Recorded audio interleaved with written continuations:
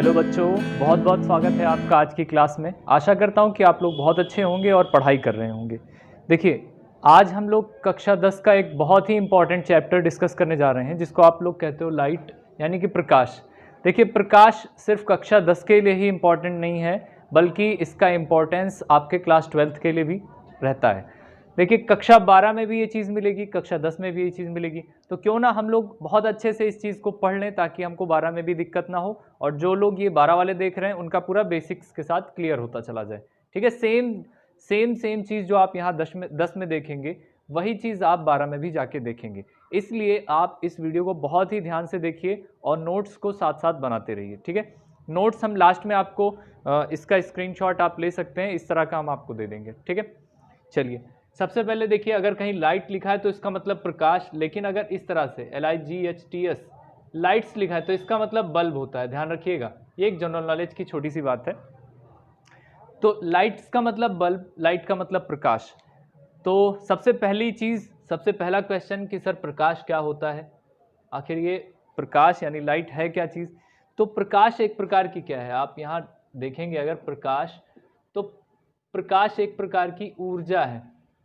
प्रकाश क्या है, एक प्रकार की ऊर्जा। ऊर्जा मतलब एनर्जी, मतलब ताकत, जो किसी चीज़ को आपको देखने की ताकत देती है।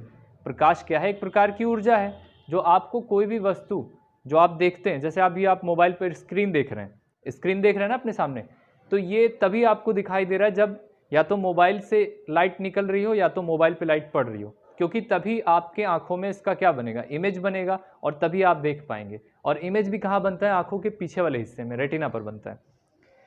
तो अगर मैं आपकी मोबाइल की स्क्रीन को ऑफ कर दूं, देखिए अभी ऑफ हो गई, तो आपको दिखाई पड़ रही है? बिल्कुल नहीं दिखाई पड़ रही है। और इसके बाद जैसे ही आप खोल के देखेंगे तो आपको पूरी चीज़ें दिखाई पड़ेंगी। ऐसा क्यों होता है? क्योंकि जब भी प्रकाश की जो किरणें होती हैं, प्रकाश की जो रोशनी है, वो पड़ती है एक सामान पे, एक वस्तु पर, तो वहाँ से उसका क्या होता है, परावर्तन होता है, और हमारी आँख पे जाके वो रिफ्लेक्ट करती हैं। और जब आँख पे इसका परावर्तन होता है तो वो प्रतिबिंब बनाती हैं। प्रतिबिंब का मतलब इमेज बनाती हैं, तभी हमको कोई चीज़ दिखाई पड़ती है। तो ये तो थी प्रकाश की बात कि प्रकाश एक प्रकार की ऊर्जा है, और इसी के वजह से हमको कोई भी वस्तु दिखाई पड़ती है। अब हम बात करते हैं प्रकाश के जो सोर्स हैं, यानी कि प्रकाश के स्रोत के बारे में। प्रकाश के स्रोत यानी सोर्स ऑफ लाइट, क्या होता है ये? Source of light. तो सोर्स ऑफ लाइट क्या क्या है, इसको भी जान लीजिए। जैसे आप कई सारी चीज़ें देखते हैं जो खुद से चमकती है। खुद से अगर किसी के अंदर प्रकाश उत्पन्न होता है तो उसको आप क्या कहते हैं? उसको आप कहते हैं प्रदीप्त वस्तुएं। सबसे पहली इसमें क्या चीज़ आ जाएगी? तो सबसे पहली आ जाएगी प्रदीप्त वस्तुएं। प्रदीप्त वस्तुएं यानी ल्यूमिनस थिंग्स जो होंगी, जो ल्यूमिनस बॉडीज़ होगी आपकी, उसको हम लोग कहेंगे प्रदीप्त वस्तुएं। प्रदीप्त वस्तुओं में वो चीज़ें आती हैं जो खुद से प्रकाश जनरेट करती हैं। खुद से प्रकाश कौन कौन सी चीज़ें जनरेट करती हैं? तो बहुत सारी चीज़ें। सूरज हो गया आपका, बल्ब हो गया आपका, मोमबत्ती हो गई।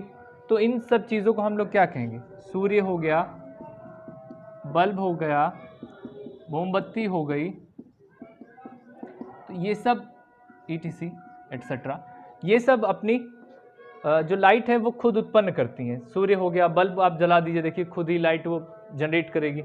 तो जो वस्तुएं, ऐसी वस्तुएं जो खुद से प्रकाश को उत्पन्न करती हैं, वो आपकी प्रदीप्त वस्तुएं कहलाती हैं। दूसरी चीज़, आप प्रदीप्त वस्तुओं को देखने के बाद आप देखेंगे तो दूसरा जो आपका है वो है आदीप्त वस्तुएं। आदीप्त वस्तुओं को हम लोग क्या कहेंगे? Non luminous bodies. इसको हम लोग बोलते हैं ल्यूमिनस बॉडीज। ये होती है आपकी ल्यूमिनस बॉडीज, और ये नॉन ल्यूमिनस बॉडीज हो जाएगी। नॉन ल्यूमिनस यानी आदीप्त वस्तुएं, यानी जिनका प्रकाश खुद का ना हो, जो दूसरों से प्रकाश लेकर खुद चमकती हो, उनको आप लोग कहते हैं नॉन ल्यूमिनस बॉडीज।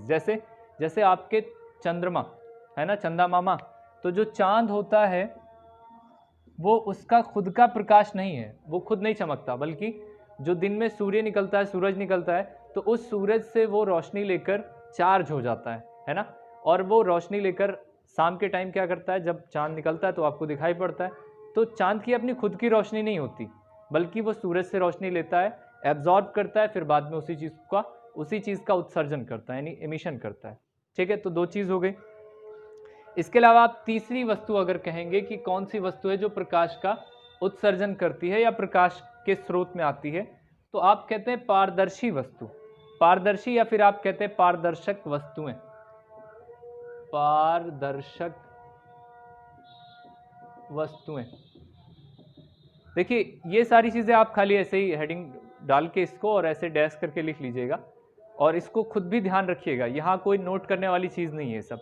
इसको आप सिर्फ ऐसे स्ट्रक्चर बना के फ्रंट पेज पे पहले लाइट की परिभाषा लिख लीजिए, उसके बाद आप इसको स्ट्रक्चर बना के सारी चीज़ें ध्यान में रखिए। ठीक है, तो पारदर्शक वस्तुएं क्या होंगी? पारदर्शक मतलब आपका ट्रांसपेरेंट बॉडीज, पारदर्शक मतलब ट्रांसपेरेंट बॉडीज।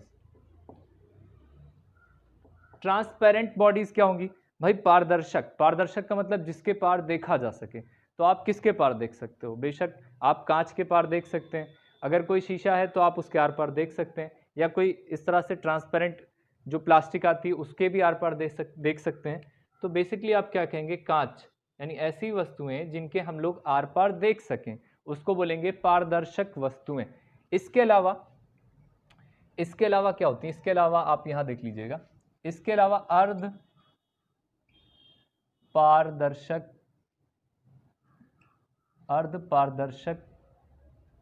वस्तुएं। अर्ध पारदर्शक यानी semi transparent bodies, semi transparent bodies मतलब इसको हम लोग अर्ध पारदर्शक क्यों बोलेंगे? क्योंकि ये आधा आधा दिखाई देगी। जैसे क्या करिए, एक कागज लीजिए आप, है ना, एक कागज लीजिए, उसको तेल में डुबो दीजिए, तो प्रकाश क्या होता है? आर पार जा सकता है उससे, यानी पूरा तो नहीं जा सकता लेकिन थोड़ा बहुत जा सकता है। तो ऐसी वस्तुएं जिनसे प्रकाश थोड़ी मात्रा में अगर आर पार जा सकता है, तो वैसी वस्तुओं को हम लोग अर्ध पारदर्शक वस्तुएं बोलेंगे। ठीक है, सेमी ट्रांसपेरेंट बॉडीज। बात समझ में आती है? अच्छा, फटाफट से इसके आगे देखते हैं, और इसके लास्ट में हम लोग क्या जानेंगे? अपारदर्शक वस्तुएं यानी ओपेक बॉडीज। इसके अलावा अगर कोई है तो वो है अपारदर्शक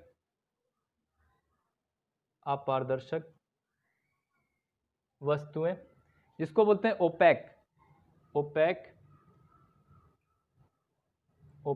बॉडीज। ओपेक बॉडीज क्या होती हैं? जिसके पार लाइट नहीं जा सकती है, जिसके पार प्रकाश नहीं जा सकता है, उसको हम लोग बोलते हैं ओपेक यानी अपारदर्शक वस्तुएं। बात समझ में आती है? तो ऐसी बहुत सारी चीजें हैं। अर्ध पारदर्शक में आपने लिखा, अर्ध पारदर्शक में जैसे तेल से भीगा हुआ कागज, है ना। इसके अलावा जिनसे प्रकाश बिल्कुल नहीं जा सकता, ईंट हो गया आपका, है ना, पत्थर हो गया या लकड़ी हो गई, जिनसे प्रकाश आर पार नहीं जा पाता, तो वैसी वस्तुओं को हम लोग अपारदर्शक यानी ओपेक बॉडीज बोलते हैं। ठीक है, ये तो प्रकाश के स्रोत हो गए। अब हम लोग बात करते हैं प्रकाश के गुणों की, और गुण के बारे में ही आप जितनी भी प्रकाश की प्रकृति है यानी नेचर ऑफ लाइट है, तो इन सारे नेचर ऑफ लाइट की स्टडी आप जिधर करते हो ना, जिस विज्ञान में आप प्रकाश की प्रकृति का अध्ययन करते हैं, उस विज्ञान को हम लोग बोलते हैं प्रकाशिकी। क्या बोलते हैं? प्रकाशिकी। तो इस बात को ध्यान में रखिएगा, आपसे जनरल नॉलेज में कोई भी पूछ सकता है कि बताओ भाई, अगर आप लाइट का अध्ययन कर रहे हैं तो उस साइंस को क्या बोलेंगे? हाँ, तो उस साइंस को बोलेंगे प्रकाशिकी। क्या बोलेंगे? ओहो, इसमें तो इंक भी कम हो गई, इसको बोलेंगे प्रकाशिकी।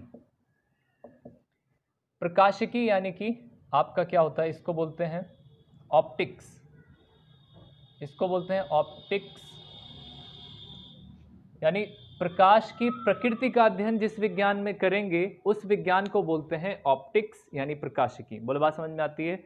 अब प्रकाश के कुछ गुणों को जान लेते हैं। इसके पहले हम लोग ये भी जानेंगे, थोड़ी सी और जनरल नॉलेज की बात करें, अगर शायद आपने इसके पहले ना जाना रहा हो या फिर आप जानते हो, तो जो सूर्य से जो प्रकाश निकल रहा है आपका, उसको पृथ्वी तक आने में, मान लो ये सूर्य है ना, ये सूर्य है आपका,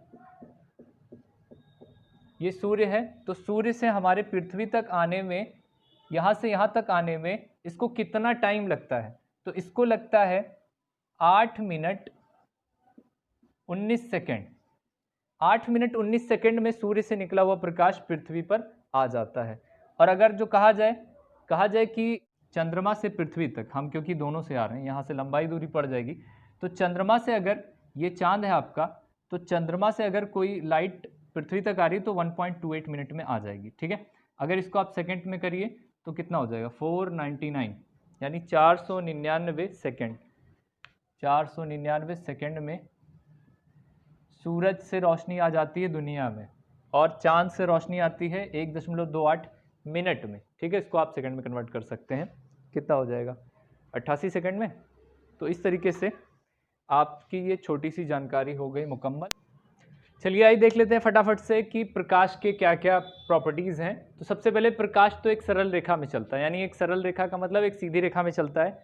दूसरी चीज़, प्रकाश कण और तरंग दोनों की तरह व्यवहार करता है।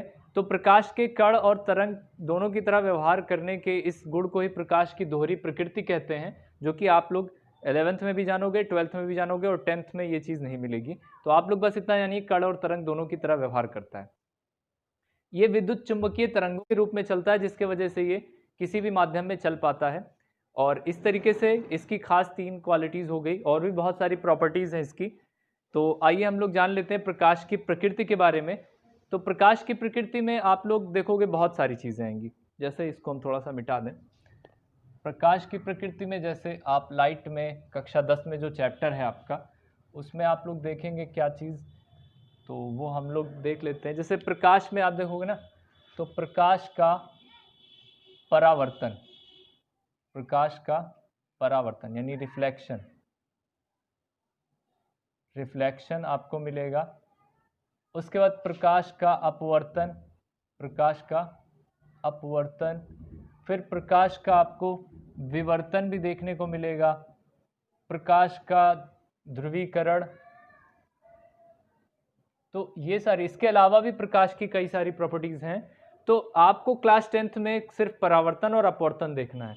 12th में आपको विवर्तन, ध्रुवीकरण, ध्रुवीकरण मतलब जब सारी लाइट की डायरेक्शन को एक कर दिया जाए। जैसे लेज़र लाइट आप लोग देखते हो, तो लेज़र लाइट आपने अगर जलाया तो सिर्फ यहाँ से निकलती है और जहाँ पर पड़ती है वहाँ दिखाई पड़ती है, क्योंकि सारी जो डायरेक्शन है वो एक हो गई हैं। और इस घटना को आप ध्रुवीकरण यानी पोलराइजेशन कहते हो। तो ये सारी चीज़ें तो आपको 12th में देखनी है, लेकिन आपको 10 में ये दोनों देखना है। उसके अलावा आप मानव नेत्र एवं रंग बिरंगा संसार देखते हो, तो 10 में देखना है, लेकिन 12 में ये चारों आपको देखना है। 12 में इन चारों के ऊपर आपको डिस्कशन करनी है। तो आज हम लोग देखते हैं प्रकाश का परावर्तन क्या होता है, जो कि आपके पहले चैप्टर में आपसे ये 12-13 नंबर में पूछा जाता है हर साल। और पेपर बने और प्रकाश ना आए तो ये ऐसा संभव नहीं है, बगैर प्रकाश को लिए पेपर बनेगा नहीं। तो सबसे पहली प्रॉपर्टीज़ को हम लोग देखा जाए, क्या होता है प्रकाश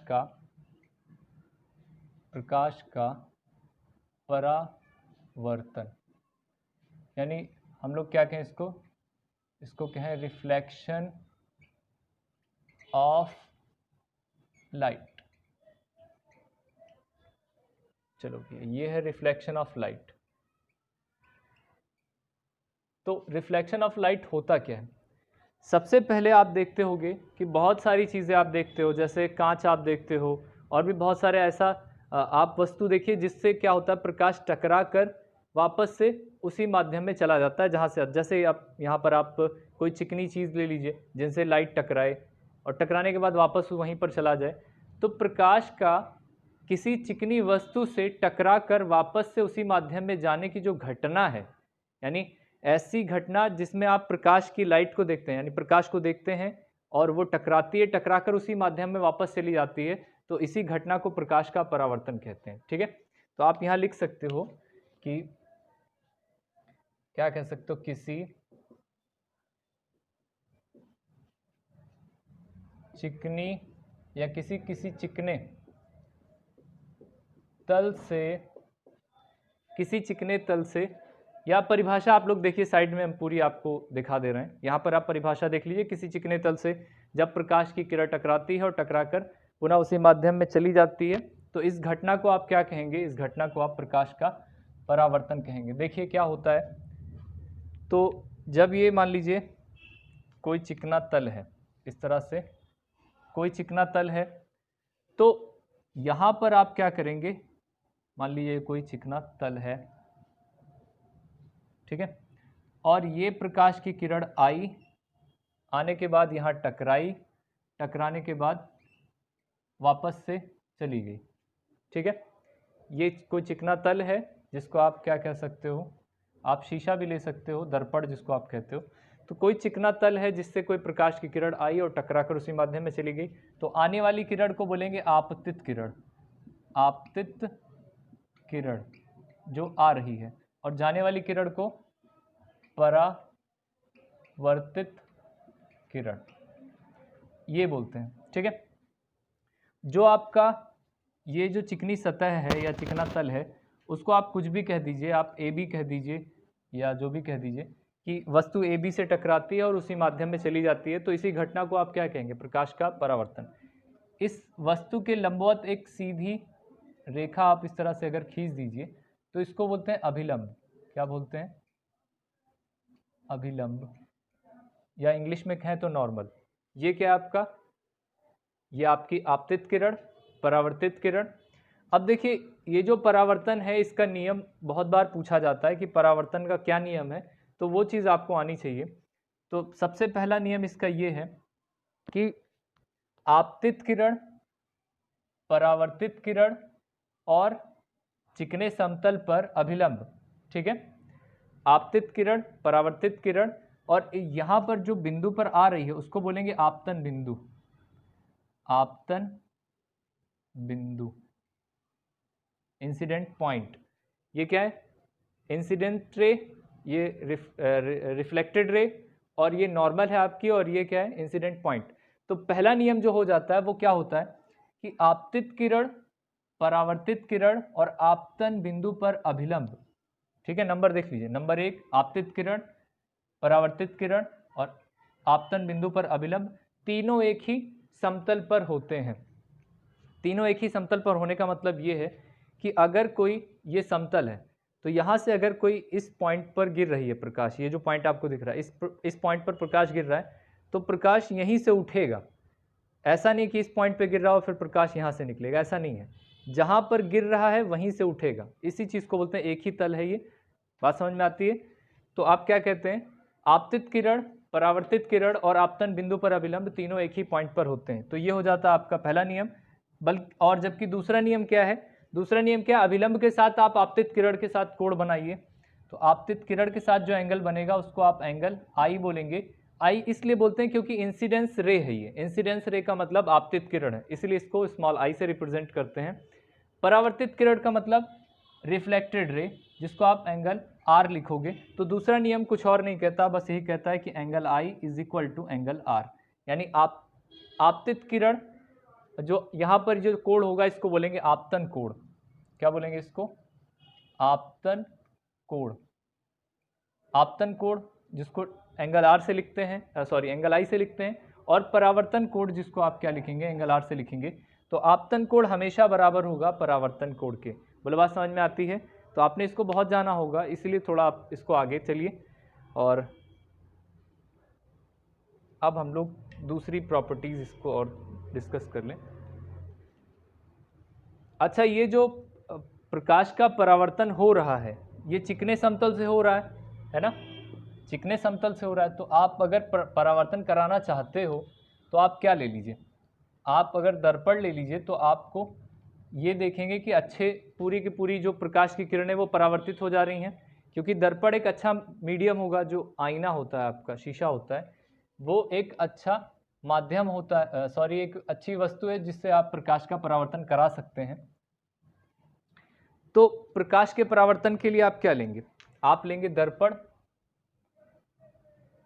है ना। तो दर्पण यानी कि मिरर।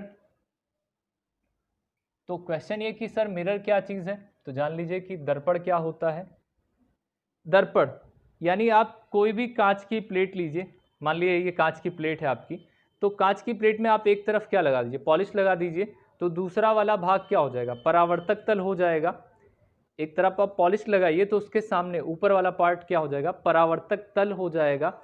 तो इस सिस्टम को ही आप लोग क्या बोलेंगे, इस सिस्टम को ही, इस युक्ति को ही हम लोग दर्पण बोलेंगे। ठीक है, दर्पण क्या होता है, जिसका एक तरफ क्या हो, पॉलिश किया हुआ भाग हो और दूसरी तरफ आपके लिए परावर्तक तल का काम करे, तो वैसी युक्ति को, वैसे सिस्टम को आप क्या कहेंगे, आप दर्पण कहेंगे। ठीक है, दर्पण कितने टाइप के होते हैं, तो दर्पण आप दो टाइप से बना सकते हैं। एक तो आप समतल दर्पण ले सकते हैं और दूसरा आप ले सकते हैं गोलीय, यानी प्लेन मिरर कह सकते हैं, प्लेन मिरर, और दूसरा क्या होगा, स्फेरिकल मिरर होगा, स्फेरिकल मिरर।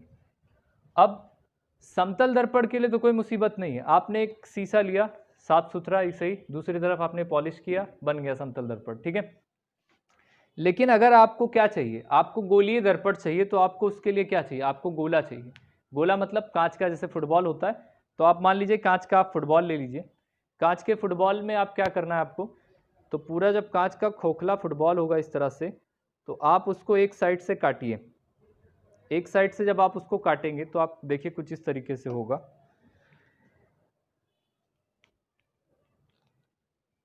जैसे आपने क्या किया, आपने एक गोला लिया, ठीक है, ये गोला ले लिया आपने, और गोला है इस तरह से। अब गोले को आपको लेकर काटना है, आप इधर से काट दीजिए। जब इतना आप पार्ट काट देंगे तो काटने के बाद देखिए इसको हम हटा देते हैं, चूंकि आपने काट दिया है तो इसको हटा दे रहे हैं। तो कुछ ये कटोरे की तरह साइज शेप में आ जाएगा। आपको इसे घुमा के दिखाएं तो कुछ इस तरीके से होगा, कुछ इस तरीके से। थोड़ा अच्छे से बना दें ताकि आप लोग को भी थोड़ा अच्छे से समझ में आ जाए ये चीज़। देखिए कुछ इस तरीके से होगा, यानी कटोरे की तरह होगा, जैसे आपका कटोरा होता है, बस वैसे ही होगा। ठीक है, तो जिसके अंदर लाइट जाएगी या जिसके ऊपर टकराएगी। अब क्या है, इसमें दो तरीके से आप इसका यूज़ कर सकते हैं, इस कटे हुए हिस्से को दो तरीके से यूज़ कर सकते हैं। एक तो आप जब पॉलिश अंदर की ओर लगा दीजिए, मान लीजिए कटोरा है तो आप अंदर की ओर पूरी पॉलिश लगा दीजिए, और दूसरा आप लोग बाहर की तरफ लगा दीजिए। ठीक है, तो जब कभी आप अंदर की तरफ पॉलिश लगाएंगे तो दूसरे तरीके का गोलीय दर्पण होगा, और जब आप बाहर की तरफ पॉलिश लगाएंगे तो वो दूसरे तरीके का गोलीय दर्पण होगा। ठीक है, तो गोलीय दर्पण भी दो तरीके के होते हैं, आपको पता है। नंबर एक आप क्या कहते हो, एक अवतल दर्पण और दूसरा उत्तल दर्पण। क्या कहते हो आप, गोलीय दर्पण में कितने टाइप के होंगे, दो, एक तो अवतल और दूसरा उत्तल। ठीक है, अवतल को बोलते हैं कनकेव मिरर, और इसको क्या बोलेंगे, कन्वेक्स मिरर। बोले बात समझ में आती है। अब कनकेव मिरर क्या होगा, कॉन्वेक्स मिरर क्या होगा, तो जब कभी आप क्या करिए, कॉनकेव मिरर देखिए, जब कभी प्रकाश कहाँ जाए, ऐसा दर्पण जिसमें लाइट अंदर की ओर जाती है, कहाँ जाए, ये प्रकाश की किरण है। देखिए जब भी आप देखेंगे तो प्रकाश की किरण हमेशा बाईं तरफ से आएगी, तो हम लोग शुरू से वही चीज़ लेकर चलेंगे। तो ये क्या, अब हमने बाहर की तरफ इसमें क्या लगा दिया है, कलई लगा दिया है जिसको आप कहते हो, या फिर पॉलिश लगा दिया है। तो जब प्रकाश की किरण कहाँ जाए, अंदर की ओर जाए, तो वो कौन सा दर्पण होगा, वो होगा आपका अवतल दर्पण या कनकेव मिरर। और जब दूसरा वाला हिस्सा, यानी आप अंदर की तरफ पॉलिश लगा दो और प्रकाश की किरण कहाँ टकराए, बाहर की ओर टकराए, है ना, प्रकाश की किरण बाहर की ओर टकराए, तो वैसे दर्पण को आप क्या बोलेंगे, उत्तल दर्पण बोलेंगे। बात समझ में आती है। कटोरे में लाइट जाएगी तो आप क्या कहेंगे, अवतल दर्पण की तरह है वो, और अगर ऊपर की ओर टकरा रही है तो वो उत्तल दर्पण की तरह है। बात समझ में आती है। चलिए, अब उत्तल दर्पण आप समझ गए हैं, अवतल दर्पण समझ गए हैं, तो इसके आगे बढ़ते हैं और जान लेते हैं कुछ और भी चीज़ें। जैसे अवतल दर्पण जो आपका बन रहा है, तो गोलीय दर्पण से संबंधित कुछ परिभाषाएं भी होती हैं जिनको आपके लिए जानना ज़रूरी है। तो पहले आप उनको जान लीजिए कि गोलीय दर्पण से संबंधित कौन कौन सी बातें हैं। तो हम लोग जानते हैं कि ये जो गोलीय दर्पण है, गोलीय दर्पण, ठीक है, इससे संबंधित क्या क्या जानकारी है, तो थोड़ी बहुत जानकारी हम लोग इकट्ठा कर लेते हैं। इसको मिटा के हम साफ कर लें।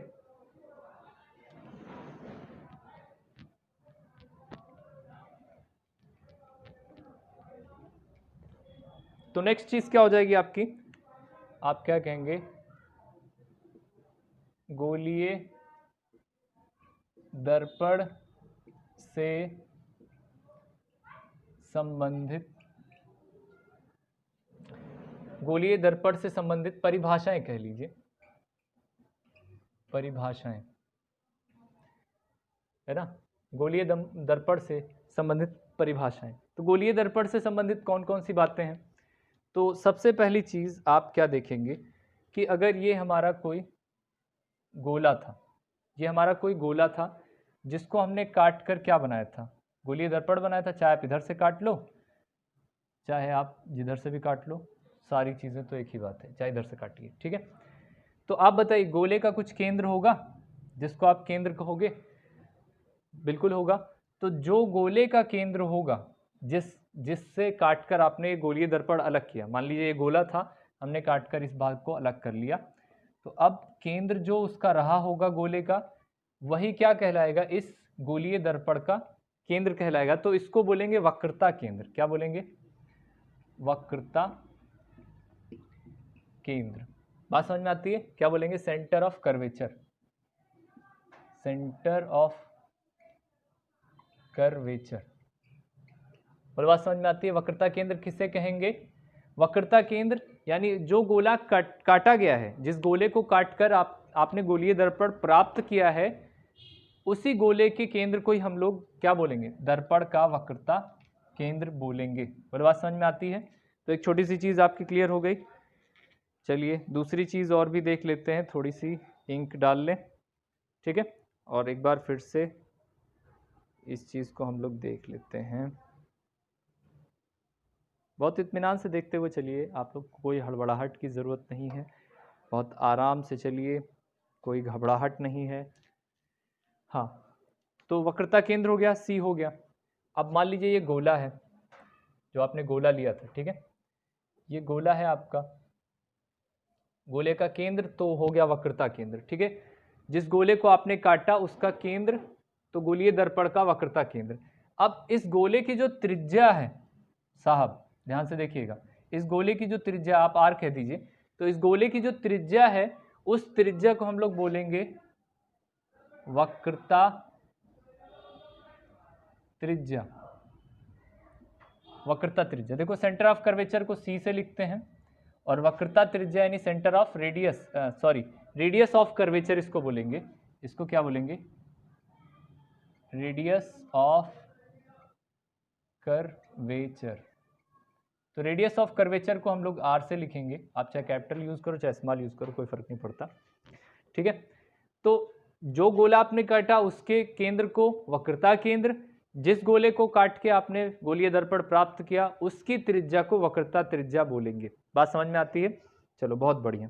तो हमने ये गोला काट लिया, मान लीजिए यहाँ से हमने इसको कटिंग कर ली इसकी, ठीक है, तो बाकी चीज़ हम इसको मिटा सकते हैं, बाकी चीज़ हमने मिटा दिया इसका, ठीक है। तो ये आपका क्या हो गया, ये हो गया रेडियस ऑफ कर्वेचर, यानी यहाँ से यहाँ तक की जो डिस्टेंस है, और ये हो गया आपका सेंटर ऑफ कर्वेचर। बात समझ में आती है। अब जरा देखिए, अगर हम प्रकाश की किरण बाएं से प्रवेश कराना चाहें, अगर बाएं साइड से लाइट लेकर आए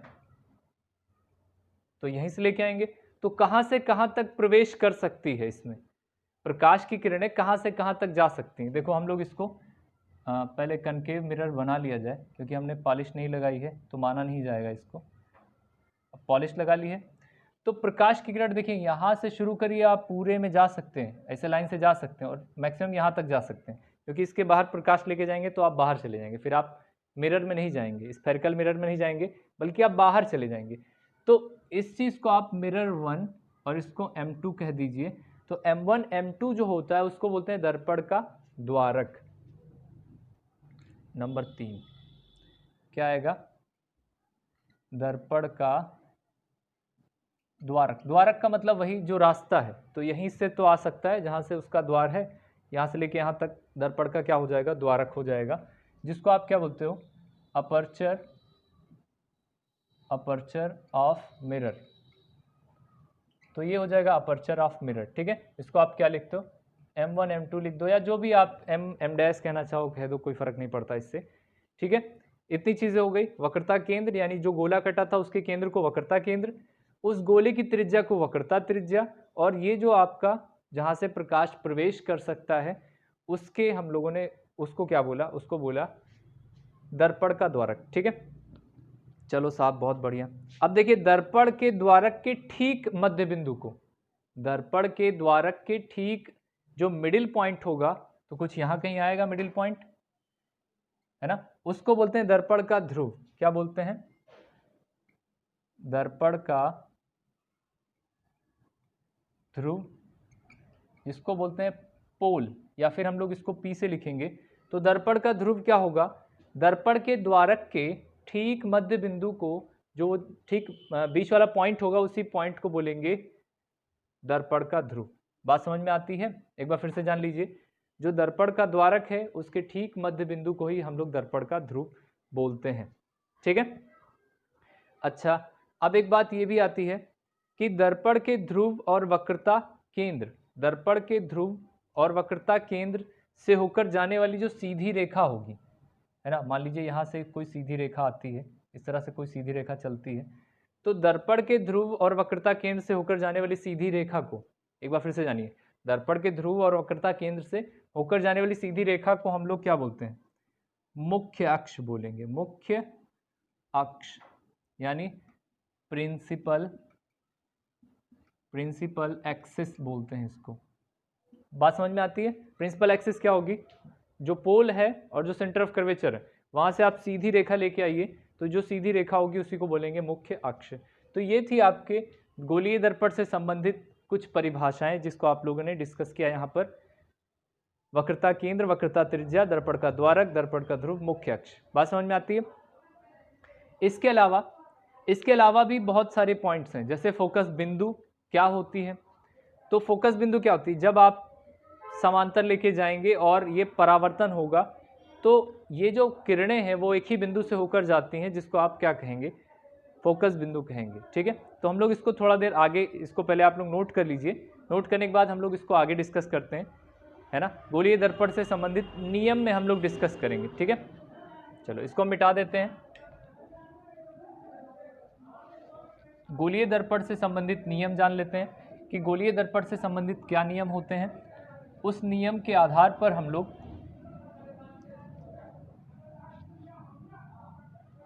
प्रतिबिंब बनाएंगे। बात समझ में आती है? गोलीय दर्पण, पहले आप नियम कानून जान लीजिए, फिर नियम जानेंगे तो आप प्रतिबिंब भी बना सकते हैं, और वो पूछा जाता है आपसे कक्षा 10 में। ये सारी चीज़ें पूछी जाती हैं और आपको ये सारी चीज़ें आनी चाहिए। कौन कौन से नियम है? तो देखिए बेसिकली 2 नियम हैं इसके। तीसरा नियम जो है वो आप, तीसरा नियम क्या है, बल्कि वो तीसरा नियम इनवर्स है उसी का। 3 नियम आप कहेंगे टोटल हैं, लेकिन आप 2 ही नियम इसमें कंसीडर करेंगे क्योंकि तीसरा उसी का जस्ट उल्टा होता है, तो आपको याद करने में भी आसानी रहेगी।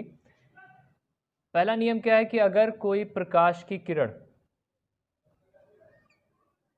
ये हो गया P, ये आपका हमने कोई दर्पण ले लिया, बेसिकली हमने क्या ले लिया, हमने यहाँ पर अवतल दर्पण ले लिया, और यहाँ कहीं हो जाएगा C, ठीक है। और इसको हम लोग क्या बोलेंगे? ये मुख्य अक्ष है, ठीक है। इसको आप M1 M2 कह देते हैं। तो ध्यान से देखिएगा कि ये मुख्य अक्ष है, ठीक है। तो पहला नियम ये कहता है कि अगर कोई प्रकाश किरण मुख्य अक्ष के समांतर आती है, मुख्य अक्ष के क्या आती है? समांतर आती है। यहाँ मुख्य अक्ष था, ठीक है। तो अगर कोई प्रकाश की किरण मुख्य अक्ष के समांतर आती है तो परावर्तन के पश्चात, किसके पश्चात? परावर्तन के बाद, यानी टकराएगी, टकरा के वापस जाएगी, जैसे आपने इसमें किया था कि कोई किरण आ रही थी, टकरा रही थी, जा रही थी। तो गोलीय दर्पण है तो उसका नियम कुछ अलग होगा।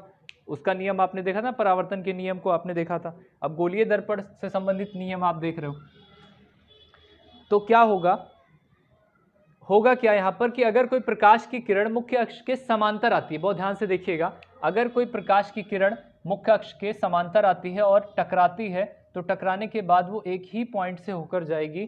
That point is your focal point. बात समझ में आती है? वो पॉइंट क्या होगा? आपका फोकल पॉइंट होगा, जिसको आप फोकस बिंदु कहते हो, ठीक है। तो पहला नियम आप जान चुके हो पहला नियम क्या है, अगर कोई प्रकाश किरण समांतर आती है तो फोकस बिंदु से होकर जाएगी, इसको आप F कहोगे। बोले बात समझ में आती है? चलिए, तो ये हो गया आपका पहला नियम। दूसरा नियम है इसी का उल्टा कर दिया जाए, ठीक है। दूसरा नियम क्या है, नंबर 2 यहीं पर देख लीजिए।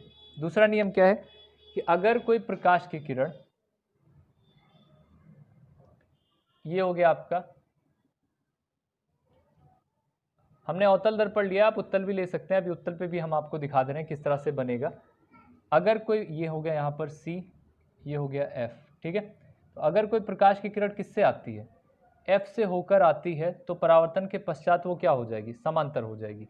यानी F से आई, टकराई, समांतर हो गई, समांतर आएगी, F से जाएगी, F से आएगी, समांतर हो जाएगी। बताइए, उल्टा नहीं दिख रहा है एक दूसरे का, ठीक है। और तीसरा नियम आप देख लीजिए, तीसरा नियम क्या कहता है, तीसरा यही कहता है, तीसरा देखिए हम इसको मिटा दे रहे हैं ताकि आपको और अच्छे से दिखाई पड़ सके।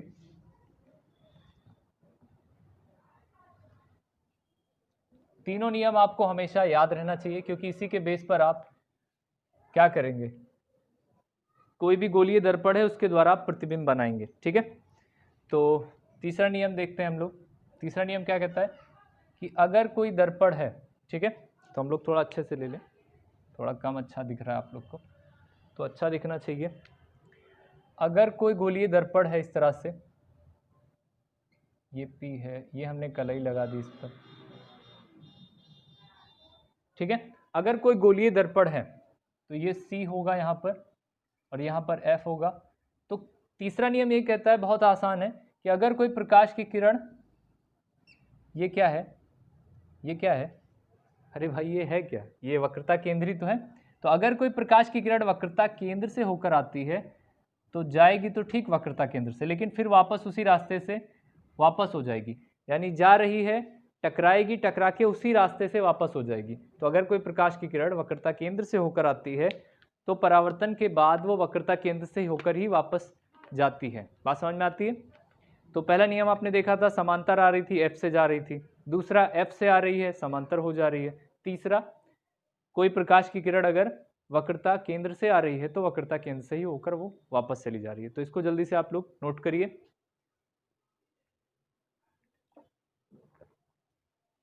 पानी वानी पीते रहा करिए आप लोग भी, ठीक है। और अगर कोई चीज नहीं आती है तो उसको आप लोग कमेंट में लिख दीजिए, पूछ लीजिए। चलो भाई, हो गया ना, यहाँ तक हो गया, नियम हम जान लिए, बहुत अच्छी बात है। अब इसी नियम के बेस पर आप लोग क्या बनाएंगे, प्रतिबिंब बनाएंगे, ठीक है। तो प्रतिबिंब क्या चीज होती है सर, पहले यही तो जान लीजिए, है ना। प्रतिबिंब क्या होती है, फिर आप लोग बनाइए उसको आराम से। तो सबसे पहली चीज क्या होती है, प्रतिबिंब, इसी को जान लीजिए। प्रतिबिंब यानी कि इमेज। इमेज क्या होती है, तो प्रतिबिंब क्या होता है, जब भी परावर्तन होता है प्रकाश की किन्हीं दो किरणों का, जब भी एक दूसरे से परावर्तन हुआ, मान लीजिए कोई भी आपने दर्पण लिया, दोनों का परावर्तन हुआ, दो किरणें मिनिमम चाहिए। क्यों चाहिए दो किरणें, क्योंकि दो किरणें जब परावर्तित होंगी और एक दूसरे को जहां पर काटेंगी, तो जो कटान बिंदु होगा, एक दूसरे को जहां पर काटेंगी तो जो बिंदु होगा उसी को आप लोग प्रतिबिंब कहेंगे। बात समझ में आती है? प्रतिबिंब क्या होता है कि दो किरणें एक दूसरे को जहां पर काटती हैं परावर्तन के बाद, तो जिस बिंदु पर काटती हैं उस बिंदु को ही आप लोग क्या कहते हैं, प्रतिबिंब कहते हैं। प्रतिबिंब जो होगा वो दो तरीके का होगा, यानी एक होगा वास्तविक, अगर हकीकत में कहीं कटती हुई दिख रही है आपको तो वास्तविक, वास्तविकता में अगर कटती हुई दिख रही है तो वास्तविक, और अगर वास्तविकता में नहीं कट रही है बल्कि आप उसको बिंदुओं द्वारा काट रहे हैं तो उसको आप क्या बोलेंगे, काल्पनिक। काल्पनिक है ना। वास्तविक मतलब रियल, रियल इमेज, और दूसरा जो होगा वो क्या होगा, वर्चुअल इमेज, है ना, वर्चुअल इमेज। बोली बात समझ में आती है, रियल इमेज, वर्चुअल इमेज, बात समझ में आती है। अच्छा, ये तो इमेज हो गया, लेकिन एक चीज छूट गई, जो तीनों नियम आपने देखा ना, तीनों नियम में उत्तल दर्पण पे देख लीजिए, मैं आपको यहाँ पर शॉर्ट में बता दे रहा हूँ कि उत्तल दर्पण आपने लिया कुछ इस तरीके से, मिस कर गई थी, तो आप लोग इसको नोट करिएगा, तो पहले इसको नोट कर लीजिएगा साथ में ही। ये उत्तल दर्पण होगा, ठीक है। उत्तल दर्पण में ये P होगा, है ना, P होगा ध्रुव, और उत्तल दर्पण में कहीं सेंटर इधर होगा, ठीक है, फोकल पॉइंट भी इधर होगा। अच्छा, अब प्रकाश की किरण हमेशा बाएं से ही हमको लेके आनी है, ठीक है, तो बाएं से आई, ये प्रकाश की किरण आई, टकराई, टकरा कर ये क्या होगी, ये वापस चली जाएगी, और वापस चली जाने के बाद ये यहाँ तो अंदर नहीं आ नहीं सकती, क्योंकि प्रकाश की किरण दर्पण के अंदर कैसे घुसेगी।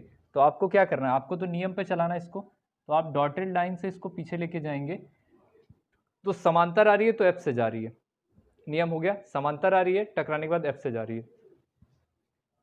दूसरा, इसी को पलट दीजिएगा, ये आपका उत्तल दर्पण, कन्वेक्स मिरर, ठीक है, ये आपका F और ये आपका C। तो अगर कोई प्रकाश की किरण मान लीजिए F से आ रही है, ठीक है, F से आ रही है ना, अगर यहाँ से आप इस तरह से लाना चाहो तो F से आ रही है, तो F से आने के बाद वो क्या हो जाएगी, समांतर हो जाएगी। इसी का उल्टा कि अगर कोई F से आ रही है समांतर हो जाएगी, मान लीजिए F से आती तो यहाँ से ऐसे जाती, तो इधर से जाती तो आपने डॉट लाइन से मिलाया, क्योंकि अंदर आप जा नहीं सकते, तो समांतर हो जा रही है। दूसरा नियम इसी का उल्टा हो गया। तीसरा तो आपने कर ही लिया पहले ही, ये उत्तल दर्पण, ये P, ये कलई, और ये रहा F, ये रहा C। तो अगर कोई प्रकाश की किरण किससे आ रही है, C से आ रही है, तो अंदर तो घुसेगी नहीं, वापस से टकरा के उसको वहीं से निकाल दीजिए, बस डॉटेड लाइन से आप दिखा दीजिए कि वो C से जा रही है, करेक्ट। तो ये उत्तल दर्पण के लिए नियम हो गया। स्क्रीनशॉट ले लीजिए और इसको पहले लिख लीजिएगा ध्यान से, ईमान से, ठीक है। हम बात करते हैं प्रतिबिंब की, इसको मिटाते हैं हम, ले लिए स्क्रीनशॉट, चलिए बहुत अच्छी बात है। या आप किताब में देखो तो देखेंगे तो आपको मिल जाएगी सारी चीज़ें, ऐसा कुछ नहीं जो किताब के बाहर से आपको कोई बता रहा है, किताब के बाहर से कुछ नहीं बताया जा रहा है, सब किताब में से ही है, ठीक है। तो हम बात करते हैं प्रतिबिंब की। तो जो दो जहाँ रिफ्लेक्टेड जो रेज हैं, यानी परावर्तन के बाद जो किरणें हैं, परावर्तित किरणें जो एक दूसरे को जिस बिंदु पर काटती हैं, तो उस बिंदु को हम लोग प्रतिबिंब कहते हैं, वहीं पर आपका प्रतिबिंब बनता है। प्रतिबिंब दो तरीके का होता है, वास्तविक और काल्पनिक। बात समझ में आती है। चलिए अब हम लोग देखते हैं कि प्रतिबिंब किस तरह से बनेगा, या प्रतिबिंब की क्या क्या स्थितियां हैं, ठीक है। तो सबसे पहले अगर प्रतिबिंब बन रहा है तो दो दर्पण हैं आपके पास, दो गोलीय दर्पण हैं, एक तो अवतल दर्पण है, एक उत्तल दर्पण है। तो आप क्या करेंगे, अवतल दर्पण द्वारा प्रतिबिंब का बनना और उत्तल दर्पण द्वारा प्रतिबिंब का बनना, दोनों दर्पण से आपको प्रतिबिंब बनाना है, जो कि आपके क्लास 10th में पूछा ही जाता है, साथ ही साथ क्लास 12th में भी पूछा जाता है। बात समझ में आती है। तो फटाफट से आप क्या करो, आप हेडिंग डालो अवतल दर्पण द्वारा प्रतिबिंब का बनना। पहले इसके है ना, यानी image formation by concave mirror, क्या कहोगे इसको, आप कहोगे इमेज फॉर्मेशन बाय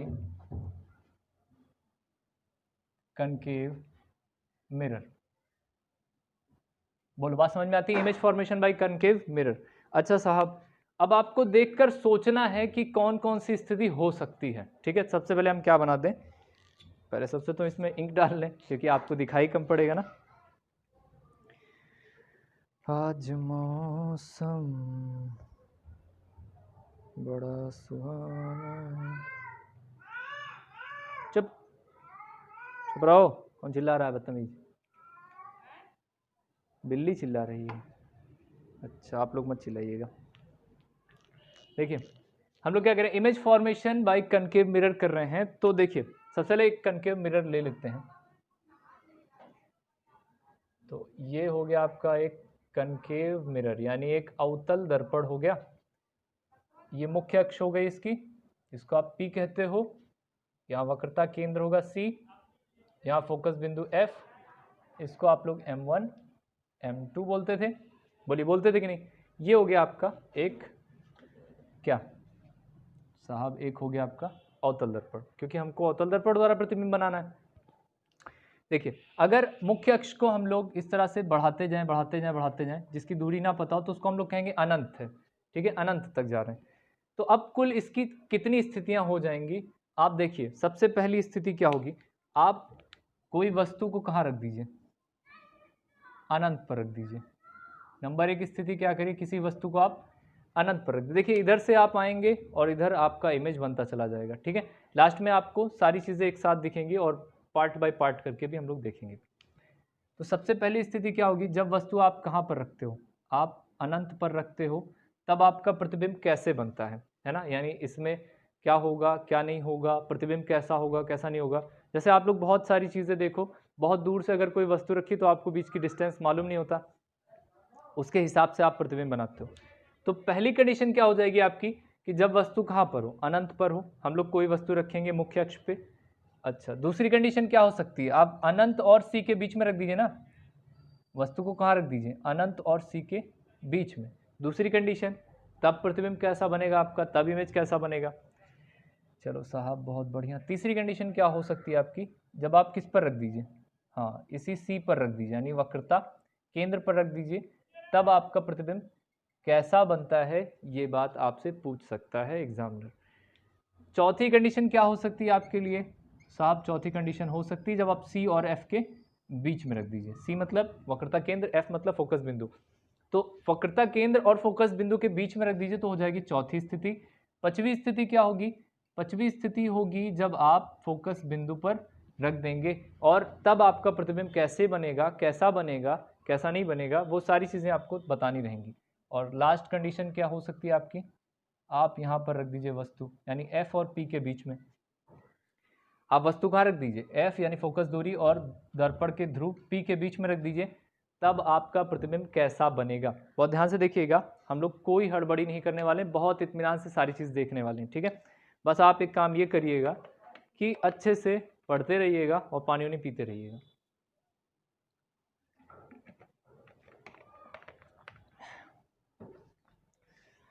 बहुत बढ़िया, चलो यहाँ से शुरू करें, देख रहे हो, यहाँ से शुरू करते हैं। जब वस्तु कहाँ पर है, अनंत पर है, ठीक है। तो कुल कितनी स्थिति हो गई, 6, ठीक है। नंबर एक स्थिति क्या है, जब वस्तु अनंत पर हो तब उसका प्रतिबिंब कैसा बनेगा, ठीक है। तो फटाफट से देखिए, फटाफट से देखिए क्या है, जब वस्तु कहाँ हो, अनंत पर हो, तब उसका प्रतिबिंब कैसा बनेगा। क्वेश्चन यही कहेगा आपसे, प्रश्न ये पूछा जाएगा कि अगर कोई वस्तु अनंत पर है तो उसका प्रतिबिंब कैसा बनेगा। तो चलो देखते हैं कैसा बनेगा। ये रहा आपका दर्पण, अवतल दर्पण ही लेना है हमको, क्योंकि हमने पहले ही कह रखा है कि अवतल दर्पण द्वारा प्रतिबिंब बना रहे हैं हम लोग। ये हो गया दर्पण का ध्रुव, ये मुख्य अक्ष था, ये सी था, ये एफ था, ठीक है। तो हम लोग एफ को ऊपर लिख देते हैं थोड़ा, इसलिए सी को भी ऊपर लिख दो, ठीक है। अच्छा साहब, यहाँ से हम लोग डॉट डॉट डॉट लाइनों द्वारा जो जाएंगे तो अनंत तक पहुँच जाएंगे, अब डिस्टेंस मालूम नहीं। तो अगर कोई वस्तु यहाँ रखी है, ठीक है, अगर कोई वस्तु अनंत पर रखी है, ठीक है, आप कह दो कोई वस्तु क्या है, नीचे आप ए कह दो, ऊपर कह दो बी, ए बी आप चाहे जो कहो, कोई फ़र्क नहीं पड़ता इससे, बस जो कहो उसको हमेशा कहो। तो इसलिए आसान है कहना ए बी, इसीलिए आसान है, आप भी यही कहिए।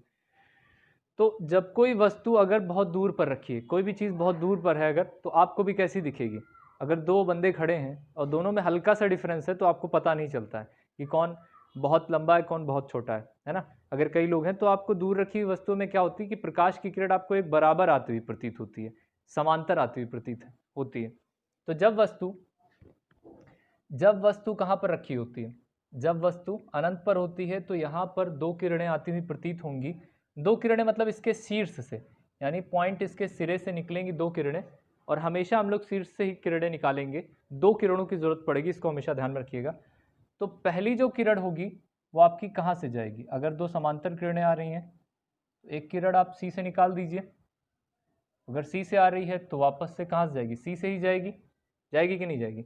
और दूसरी अगर समांतर आ रही है तो एफ से निकालिए। बड़ा घटिया बन गया, इसको थोड़ा अच्छे से बनाया जाए ना।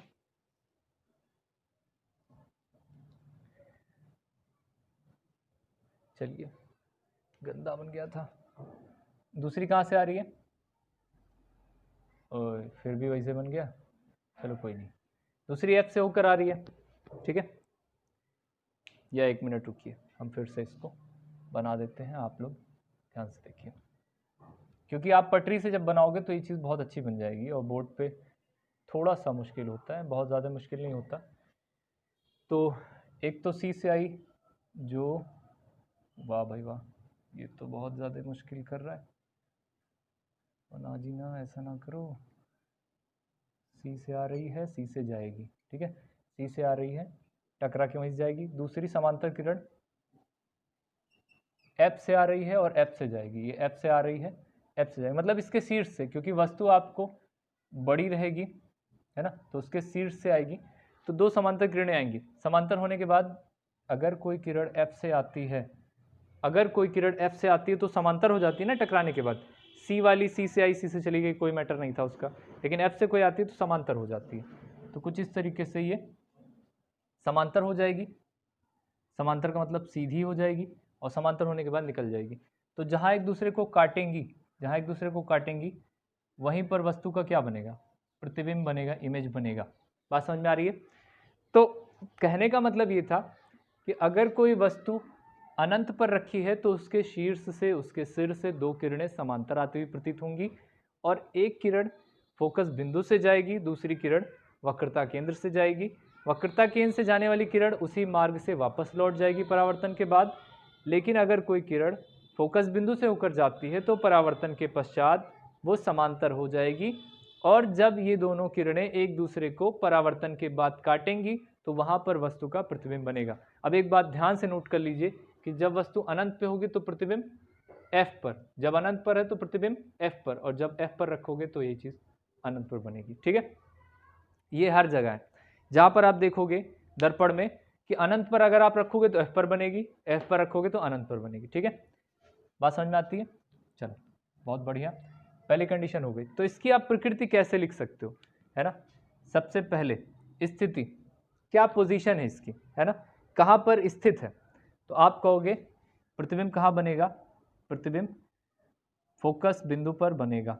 कहाँ बनेगा प्रतिबिंब, कहाँ बनेगा, स्थिति फोकस बिंदु F पर बनता है। बात समझ में आ रही है? अच्छा, दूसरी चीज, दूसरा इसकी दूसरी स्थिति क्या है। अच्छा, रियल में ही तो जा रही है, बताओ, लाइन गई, आपने काट दिया, कहीं डॉटेड लाइन का इस्तेमाल किया आपने, नहीं किया।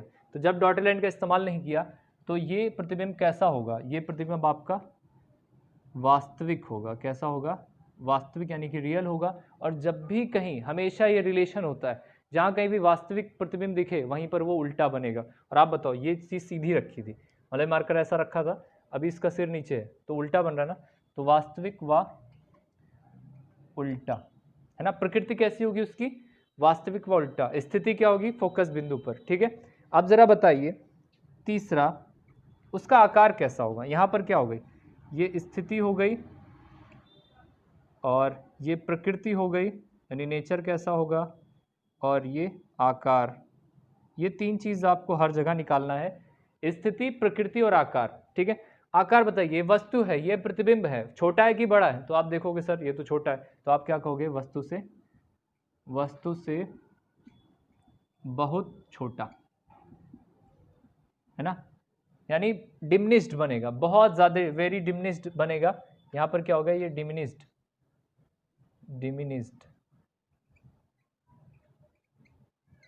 बात समझ में आता है, डिमिनिश्ड बनेगा। और यहाँ पर क्या होगा, रियल होगा और एरेक्ट होगा, है ना, बात समझ में आती है। रियल होगा और क्या होगा, इनवर्स होगा, रियल एंड इनवर्स का मतलब उल्टा, है ना। और यहाँ का बनेगा फोकल पॉइंट पर, फोकल पॉइंट। अगर आप इसको लिखना चाहो इंग्लिश में तो आप लिख सकते हो एट फोकल पॉइंट। रियल और इनवर्स होगा, डिमिनिश्ड होगा, ठीक है, बहुत छोटा होगा। तो ये तो पहली स्थिति है जिसमें आपने दो प्रकाश की किरण निकाली। अब हम बात करते हैं दूसरी स्थिति की। तो दूसरी स्थिति कहाँ थी, इसको यहीं खसका के तो लेके आना है वस्तु को, यानी अनंत और वक्रता केंद्र के बीच में। तो चलो इसको आप लोग नोट करो, स्क्रीनशॉट ले लो इसका और नोट कर लो, है ना। तीन चीज़ें आपको होता है, स्थिति यानी पोजीशन, प्रकृति यानी कि नेचर, और ये हो गई आपकी साइज। तो नेचर, पोजीशन और साइज हमेशा आपको ध्यान में रखना है कि किसका कैसे होगा और कैसे निकालना है आपको, ठीक है। चलिए दूसरी स्थिति हम लोग डिस्कस करें। लास्ट में तीनों आपसे हम लास्ट में जितनी भी छह स्थिति एक बार में हम लोग डिस्कस कर लेंगे।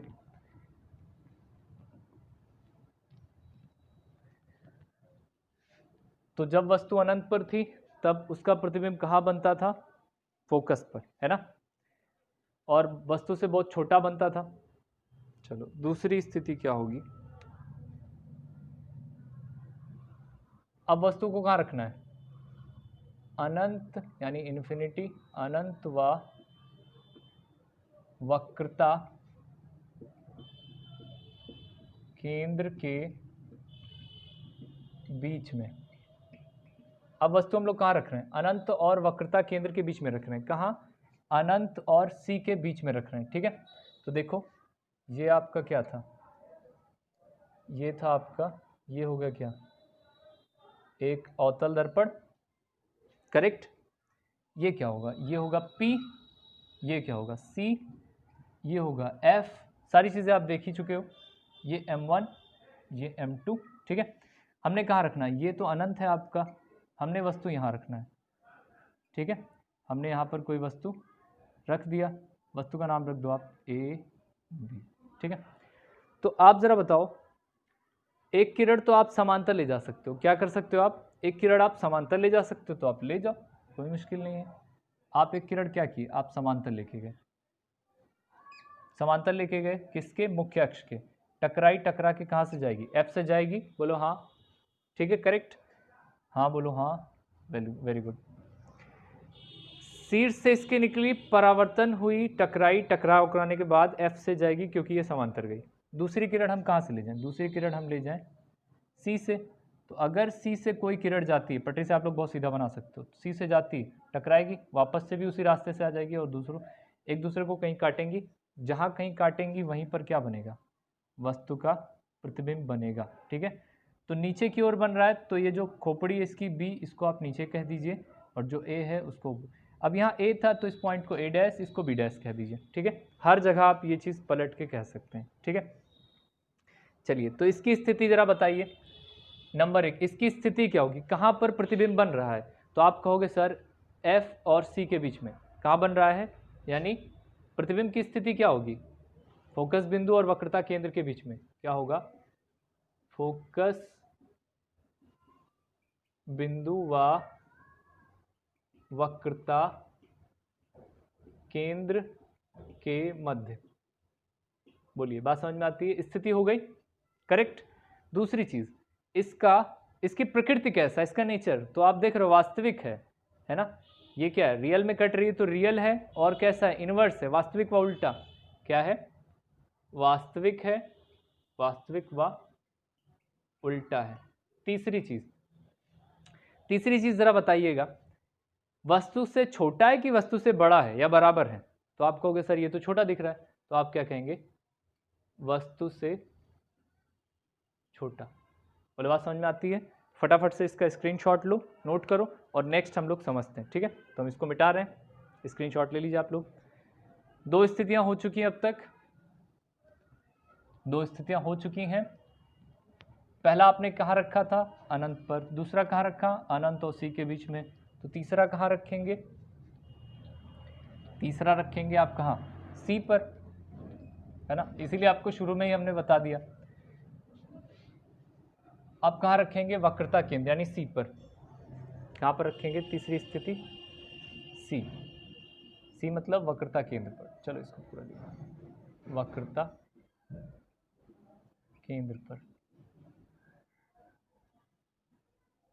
जब वस्तु कहाँ रखी है? वक्रता केंद्र पर रखी है, तो उसका प्रतिबिंब कैसा बनेगा, ठीक है, इस बात को आपको जानना है।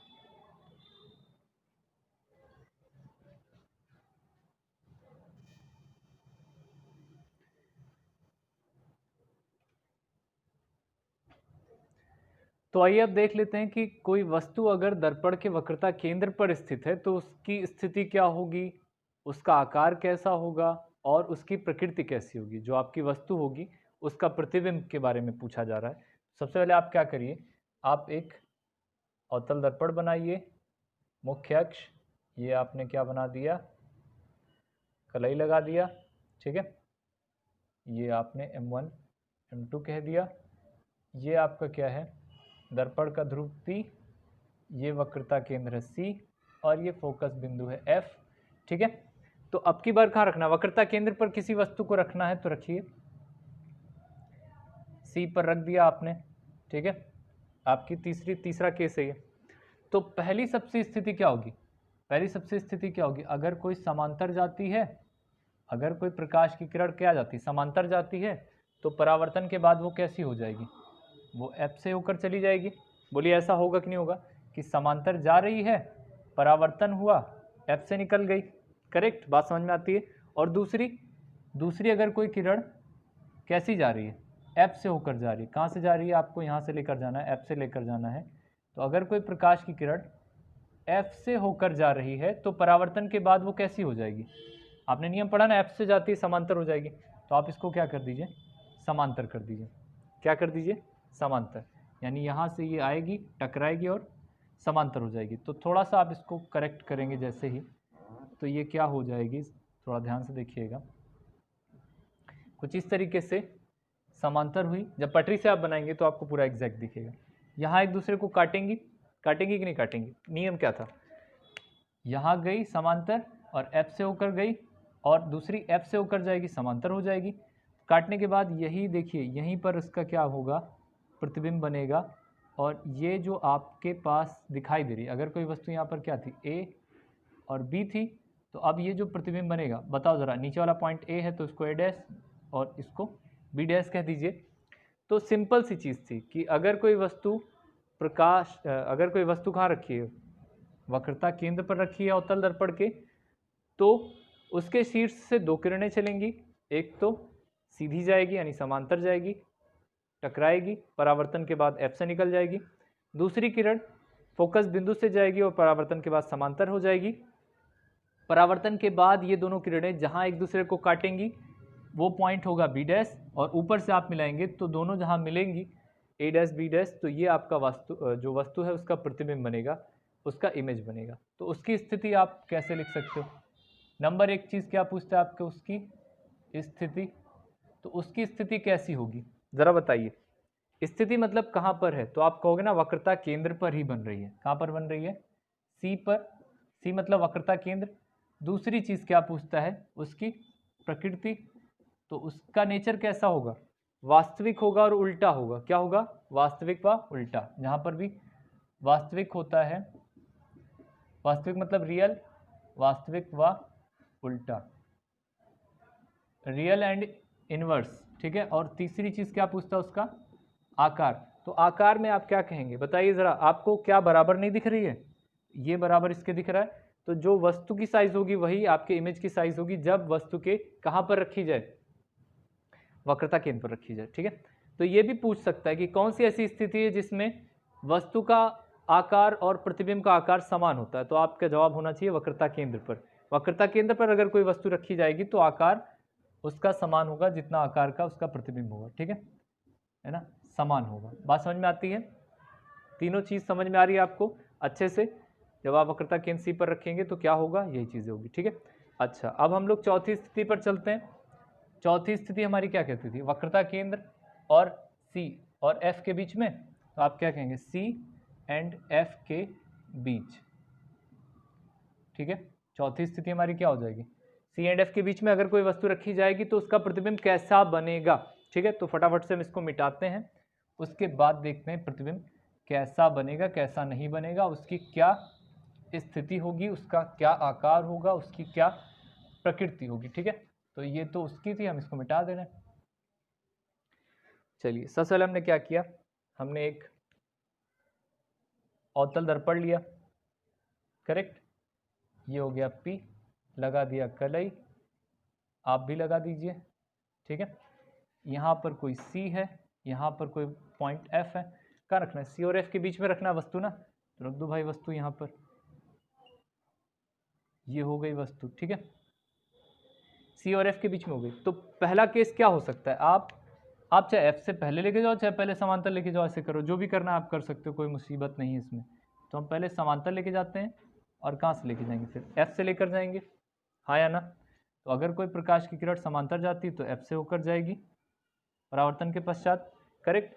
और दूसरा, अगर F से जाती है तो क्या हो जाएगी, F से जाती है तो क्या हो जाएगी, समांतर नहीं जाएगी, बिल्कुल। अगर कोई प्रकाश की किरण F से होकर जाती है तो परावर्तन होगा, टकराएगी, टकराने के बाद क्या होगा, एक दूसरे को जहाँ काटेंगी, मान लीजिए यहाँ पर काट रही हैं, तो यहीं पर क्या बनेगा, वस्तु का प्रतिबिंब बनेगा। बोले बात समझ में आती है। अगर आपने यहाँ पर कोई वस्तु क्या लिया था, A और B, तो A है तो ये क्या हो जाएगा A' और ये नीचे वाला सिरा B'। तो आपको बताना सबसे पहले स्थिति क्या होगी, इधर तो क्या है अनंत है ना, इधर अनंत है, तो स्थिति क्या होगी C और अनंत के बीच में, C और अनंत के बीच में। अच्छा एक चीज़ और भी देखो, आपने वस्तु यहाँ रखी, प्रतिबिंब यहाँ बना, आप इधर लेकर आए, प्रतिबिंब इधर आया, बराबर रख दिए, बराबर पे बन गया, इधर रखे इधर हो गया, F पर रखोगे अनंत पर चला जाएगा, ठीक है। इस बात को ध्यान रखिएगा, जैसे जैसे आप इधर आएंगे वैसे वैसे प्रतिबिंब इधर आएगा, ठीक है। तो जब आपने वस्तु को कहाँ रखा, C और F के बीच में रखा, तो प्रतिबिंब किसके बीच में, C और अनंत के बीच में बन रहा है, ठीक है। स्थिति क्या होगी, C और अनंत के मध्य, करेक्ट। प्रकृति कैसी होगी, वास्तविक और उल्टा, सिंपल सी चीज है ना, क्या होगा, वास्तविक व उल्टा, उल्टी प्रकृति का होगा ना, वास्तव आपका इमेज कैसा बन रहा है, उल्टा बन रहा है। अच्छा आकार, अच्छा आप देखो ये बड़ा है ये बड़ा है, तो आपको कहोगे नहीं सर इमेज तो बड़ा दिख रहा है, काला वाला बड़ा दिख रहा है, तो वस्तु से बड़ा बनेगा, कैसा आकार होगा, वस्तु से बड़ा होगा। बात समझ में आती है, वस्तु से बड़ा होगा, जो आपकी प्रतिबिंब बनेगा वो वस्तु से बड़ा बनेगा, ठीक है। और अब आते हैं हम लोग F पर। देखिए इस वीडियो में थोड़ा लंबा हो जा रहा है, लेकिन आप ध्यान से देखिए पूरी चीज़ों को, अगले वीडियो में हम लोग और चीज़ें डिस्कस करेंगे, बस इसमें 6 स्थितियाँ डिस्कस कर लेते हैं, ठीक है। चलिए अब हम लोग कहाँ रखते हैं वस्तु को, F पर रखते हैं, तब उसकी देखते हैं क्या पोजीशन होगी, क्या नेचर होगा, इसको मिटा दें।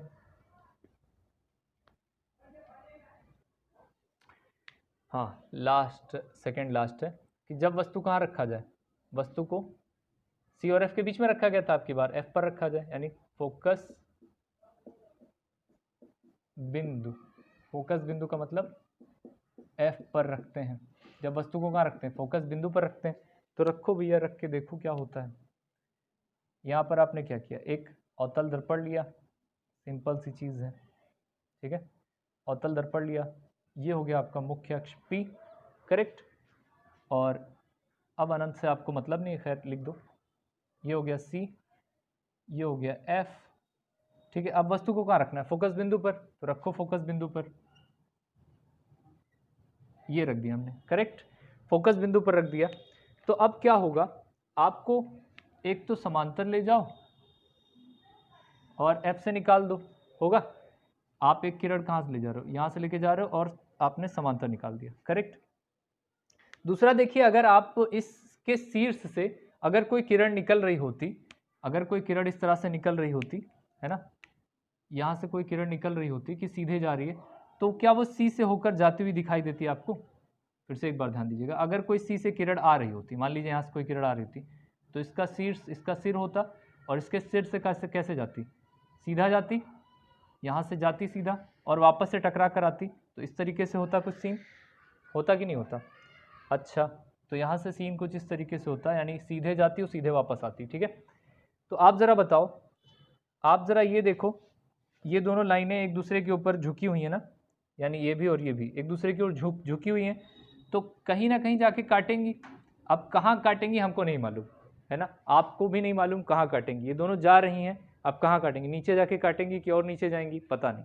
जहाँ भी जाएंगी आप उसको बोल दीजिए कहाँ जाएंगी, अनंत पर बनाती हैं। और लास्ट आप शुरू में देखो, अगर मैंने कहा था कि अगर अनंत पे कोई वस्तु रखी है तो प्रतिबिंब F पर बनता था, F पर कोई रख रहे हो आप, तो अब कहाँ बन रहा है, अनंत पर बन रहा है, तो स्थिति क्या हो जाएगी, प्रतिबिंब की अनंत पर बन रहा है। प्रकृति कैसी होगी, तो प्रकृति तो सेम रहने वाली है, इधर आप रियल में ही काटोगे, जहाँ भी जाओगे आप वास्तविकता में काटेंगे, तो प्रकृति कैसी होगी, वास्तविक होगी। और कैसा होगा प्रतिबिंब आपका, उल्टा होगा ना, वास्तविक व उल्टा होगा, करेक्ट। अच्छा आकार क्या होगा, मतलब इतनी बड़ी वस्तु आप यहाँ से मिलाओगे कहीं भी जाके, तो इतना बड़ा, ये छोटा प्रतिबिंब इतना बड़ा, यानी वस्तु से बहुत बड़ा प्रतिबिंब बनने वाला है ना, आप क्या कहोगे? वस्तु से बहुत बड़ा प्रतिबिंब बनेगा भैया, बहुत बड़ा प्रतिबिंब बनेगा, है ना। प्रतिबिंब का आकार कैसा होगा? वस्तु से बहुत बड़ा। बात समझ में आ रही है? पॉइंट भी नोटेड माय लॉर्ड, जल्दी से इसको सबको नोट करिए। और लास्ट वाली स्थिति में हम लोग आ जाएं। द लास्ट कंडीशन इज, आप कहाँ रखिए? एफ और पी के बीच में, एफ व पी के मध्य, ठीक है। देखो 4 कंडीशन है, 2 हमने आपको बता देंगे आपको। एफ और पी के मध्य आप कोई वस्तु रखिए, तो रख दो भैया, क्या करना है अपने को? अपने को तो सिर्फ वस्तु रखना है ना।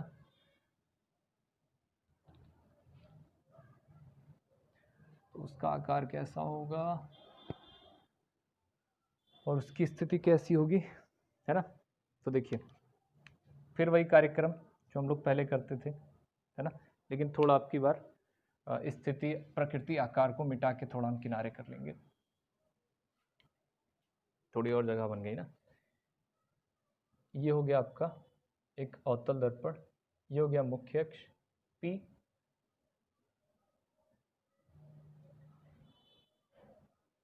यहाँ कहीं होगा C, यहाँ कहीं होगा F, ठीक है। क्या करें? F और P के बीच में वस्तु को रखना है। हमने वस्तु कहाँ रखनी है? यहाँ रखनी है। चलो यहाँ रख दिए, करेक्ट। कोई ए बी वस्तु लेकर आप यहाँ रख दीजिए, ठीक है। तो अगर आप वस्तु यहाँ रखते हो तो पहली कंडीशन क्या करोगे? जैसे अभी आपने किया, समांतर लेके जाओगे और F से निकलेगी। आपने क्या किया? समांतर लेके गए आप और F से निकल गई, ठीक है। अगर कोई समांतर जाती तो फोकस बिंदु से होकर जाएगी, ये पॉइंट से होकर चली गई। दूसरी स्थिति क्या होगी? दूसरी स्थिति आपने कहा ना, C से अगर सर जाती होती तो कुछ इस तरीके से जाती होती, है ना। C से अगर जा रही होती मतलब इसके शीर्ष से अगर कोई किरण निकल रही होती जो इस तरीके से जा रही थी तो वापस वो C से होकर जाती, है ना। चलो आपने कहा ठीक है, C से जा रही है, ठीक है। अच्छा आप ज़रा सोच कर बताइएगा कि अगर हम इन दोनों किरणों को आगे बढ़ाएं जो कि एक दूसरे से दूर भाग रही हैं, देख रहे हो आप कि ये इधर जा रही है, वो उधर जा रही है, तो आप बताओ ज़रा, अभी यहाँ से निकली ये दोनों एक दूसरे से दूर जा रही हैं, क्या कभी काटेंगी इधर जाके? वास्तविकता में काट सकती हैं एक दूसरे को? तो आप कहोगे नहीं सर। तो ये ज़िंदगी में एक दूसरे को नहीं काटेंगी, पूरा जीवन भर अगर चलती रहेंगी तब भी एक दूसरे को नहीं काटेंगी। तो आप करेंगे क्या ऐसी स्थिति में? ऐसी स्थिति में किरणों को हम पीछे लेकर चलते हैं, है ना, और काल्पनिक स्थिति हम लोग बनाएंगे अब। तो ये किरणें इधर गई पीछे, ठीक है, ये सीधी गई और ये गई इधर पीछे, ये सीधी गई। जहाँ कहीं काटेगी वहीं पर क्या बनेगा? प्रतिबिंब बनेगा, और ये हो जाएगा आपका क्या? प्रतिबिंब। बात समझ में आती है? आपने कोई वस्तु कैसी रखी थी? आप A और B यहाँ पर कोई वस्तु रखे थे। अब बताओ सिरा B ऊपर ही तो है, तो ये हो जाएगा B डैश और ये हो जाएगा A डैश, करेक्ट। बात समझ में आती है? तो इसकी स्थिति बताइए अब। नंबर 1 इसकी स्थिति क्या होगी? नंबर 1 इसकी स्थिति क्या होगी माय लॉर्ड? जल्दी से बताइए। स्थिति ये होगी सर दर्पण के पीछे, क्योंकि दर्पण के सामने तो बन नहीं रही है, कहीं पर तो बन नहीं रही। जो आप कहोगे, क्या कहोगे? नंबर 1 स्थिति क्या होगी इसकी? दर्पण के पीछे, करेक्ट। दूसरा, पहला तो स्थिति हो गया, दूसरा प्रकृति कैसी होगी? प्रकृति मतलब काल्पनिक या वास्तविक? तो आप डॉटेड लाइन से मिला रहे हो ना, तो जब भी डॉटेड लाइन से आप कोई चीज़ बना रहे हो तो वहाँ पर क्या हो जाएगी? आपका जो प्रतिबिंब होगा वो काल्पनिक हो जाएगा। काल्पनिक का मतलब वर्चुअल, काल्पनिक वर्चुअल। और जब भी आप देखो सीधा बन रहा है तो काल्पनिक व सीधा, प्रतिबिंब कैसा बनेगा? काल्पनिक व सीधा। तीसरा, वस्तु से छोटा बनेगा, वस्तु से बड़ा। अरे साहब देख रहे हो वस्तु से बड़ा बन रहा, तो काहे आप छोटे कहोगे, है ना। यहाँ क्या हो जाएगा? वस्तु से बड़ा बनेगा, ठीक है। बात समझ में आ रही है? जल्दी से इसका स्क्रीनशॉट लेकर अपने दिमाग में रखो, और दिमाग में लिखी हुई बात कभी मिटती नहीं, ठीक है। तो आज की क्लास में हम लोगों ने क्या क्या चीज़ देख लिया? देखो आज की क्लास में हम लोगों ने काफ़ी कुछ चीज़ें देख ली हैं, जैसे प्रकाश क्या होता है, प्रकाश के स्रोत देखे, फिर गोलीय दर्पण, है ना, दर्पण से ही परावर्तन होता था, प्रकाश के गुणों को देखा। परावर्तन के बाद किससे होता था? दर्पण से होता था। दर्पण कितने टाइप का था? 2 टाइप का, आपका समतल और गोलीय। समतल तो समतल था, गोलीय 2 टाइप का होता था, एक अवतल और एक उत्तल। तो अवतल किसे कहते थे, उत्तल किसे कहते थे? जिसका, है ना, भाग अंदर की ओर दबा हुआ होता था वो अवतल। जैसे ये अंदर की ओर दबा हुआ है तो ये अवतल दर्पण है। अंदर की ओर दबा हुआ नहीं रहता, बीच का भाग उभरा हुआ रहता, उत्तल दर्पण हो जाता। इसके बाद अवतल दर्पण से संबंधित कुछ परिभाषाएं आपने देखी, बल्कि गोलीय दर्पण से संबंधित परिभाषाएं कहिए उसको, गोलीय दर्पण से संबंधित परिभाषाएं देखी। उसके बाद अवतल दर्पण से किस तरह से इमेज बनता है, image formation by concave mirror, ये भी आपने देखा। कुल 6 स्थितियां देखी। अगर किसी स्थिति में आपको कोई डाउट है तो आप कमेंट करके बताओ, अदरवाइज इस वीडियो को आप दोबारा से रिपीट करके देख लेना, कोई भी डाउट नहीं रहेगा। कहीं से भी कोई भी चीज़ आपसे कोई पूछे आप बता सकते हो। ध्यान रहे, क्वेश्चन कैसे घुमाएगा, क्वेश्चन कैसे देगा, आपको कई बार स्थिति दे देगा, कहेगा स्थिति ये है, बताओ प्रतिबिंब कैसा बनेगा। तीनों क्वालिटीज दे दिया है ना, स्थिति दे दिया, प्रकृति दे दिया और आकार दे दिया। अब बताओ वस्तु को रखें कहाँ, है ना, वस्तु को कहाँ रखें, तो आप 6 स्थितियां जानोगे, रख सकते हो। ठीक है, क्योंकि आप जब रिवर्स में और फॉरवर्ड में, यानी बैक गियर और फॉरवर्ड गियर दोनों में आप जब गेम खेल रहे हो तो आप बता सकते हो कि अगर ऐसा हो रहा है तो ये होगा। हम कह दें अगर कोई वस्तु का प्रतिबिंब आभासी बनता है तो क्यों, कब बनेगा, किसी अवतल दर्पण में आभासी प्रतिबिंब कब बनता है, जब वस्तु F और P के बीच में होती है। बोलो होती है कि नहीं होती है। तो आज की क्लास बहुत लंबी हो गई, लेकिन आप लोग इसको देखिए इत्मीनान से, 2 पार्ट में अगर हो सके तो देखिए। ठीक है, नेक्स्ट वीडियो में यानी नेक्स्ट क्लास में हम लोग क्या क्या करेंगे, उत्तल दर्पण से संबंधित जो प्रतिबिंब बनेगा, यानी उत्तल दर्पण द्वारा प्रतिबिंब बनेगा उसको देखेंगे, और साथ ही साथ जो गोलीय दर्पण का सूत्र होता है 1/f = 1/v + 1/u, इसको हम लोग प्रूव करने वाले हैं। ठीक है, जो कि हाई स्कूल में तो नहीं है, लेकिन 12th में आपको देखने को मिलेगा ही मिलेगा, और हाई स्कूल में सिर्फ उस पर आधारित प्रश्न भी लगाना रहेगा आपको। ठीक है, तो आज की क्लास में बस इतना ही। Thank you very much.